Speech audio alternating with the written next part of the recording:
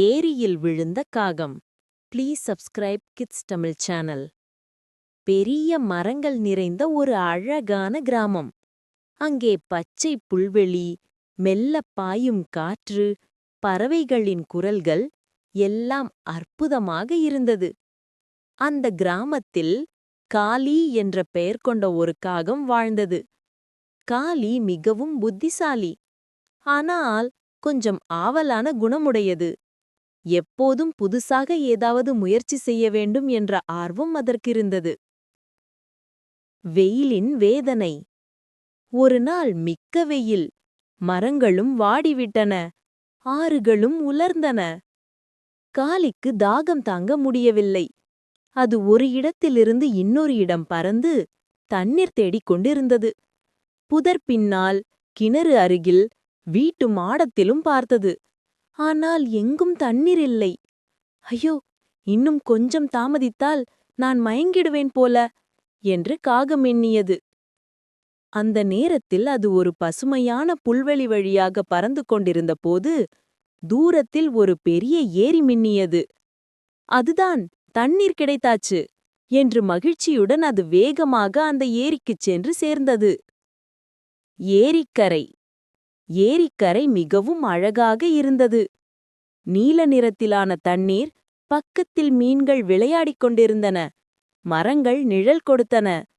காகம் வெயிலில் சோர்ந்திருந்ததால் அந்த குளிர்ச்சியான காற்று அதற்கு சுகம் தந்தது.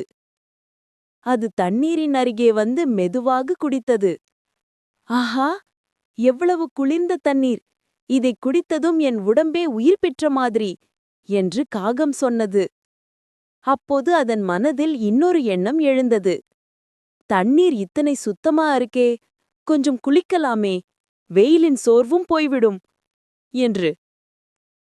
அப்படியே காகம் தண்ணீருக்குள் குதித்தது. முதல் சில வினாடிகள் நன்றாக இருந்தது. தண்ணீர் சற்றே ஆழமாயிருந்தாலும் அது சிறிது குளிர்ச்சியாக இருந்தது. ஆனால் அடுத்த கணம் தண்ணீர் திடீரென்று ஆழமான பகுதியில் சென்றது. காகம் அதில் மூழ்கத் தொடங்கியது. இறக்கைகள் நனைந்ததால் பறக்க முடியவில்லை.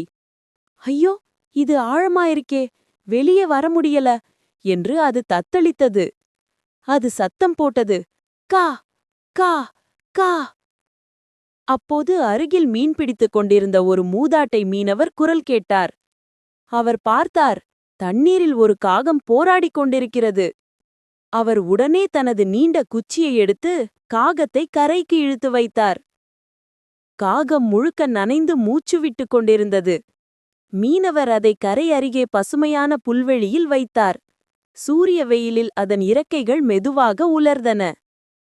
சில நிமிடங்களில் காகம் நன்றாகி மீண்டும் எழுந்தது. காகம் மீனவரை நோக்கி, தாத்தா, நீங்க இல்லனா நான் இப்போ உயிரோட இருக்க முடியாது. இனிமேல் எந்த விஷயத்தையும் சிந்திக்காமலே செய்ய மாட்டேன் என்றது. மீனவர் சிரித்து, பரவாயில்லை பிள்ளை, வாழ்க்கையில ஆர்வம் நல்லது, ஆனால் எல்லை தெரியணும், இல்லனா அது ஆபத்தாகிவிடும் என்றார். காகம் தலையாட்டி, அது சரி தாத்தா, நான் இப்பவே பாடம் கற்றுக்கிட்டேன் என்று சொன்னது. அதன் பின் அது பறந்து வானத்தில் உயர்ந்தது. அதன் இறக்கைகள் வெயிலில் மின்னின. அது சுதந்திரமாக பறந்தது. ஆனால் இப்போது அதற்குள் புத்திசாலித்தனமான அமைதி இருந்தது. கதையின் நெறி. எதை செய்தாலும் சிந்தித்து கவனமாக செய்ய வேண்டும். அதிக ஆவல், ஆபத்து உண்டு.